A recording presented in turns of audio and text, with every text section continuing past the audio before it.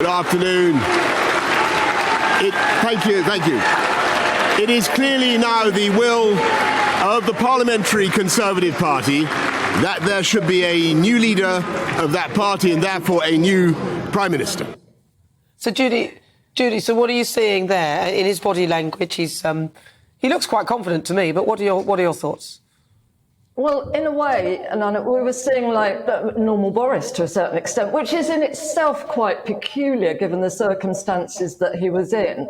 He's very stoic, and so he came out, he delivered this in his normal style.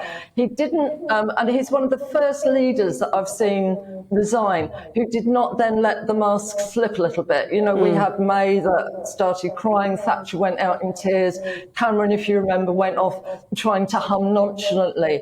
But Boris resolutely stayed Boris. Now, what we can see, though, with the subliminal signals, and I thought initially it might just be the sunlight on his face, but I've had a look from a different angle. I think he still looked as though he was shell-shocked, that the colours drained from his face and his skin looked quite mottled. So I think he'd almost got an air of disbelief about what had happened.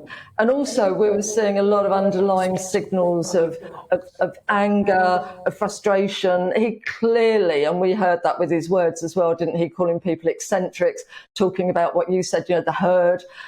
He believed it was a very bad decision. He probably was still in an air of disbelief. So unbowed, but I would say sort of internally blooded. I think there's probably quite a lot of pressure still to come out. I think he still doesn't quite believe it, is what my reading of his body language would be. Yeah.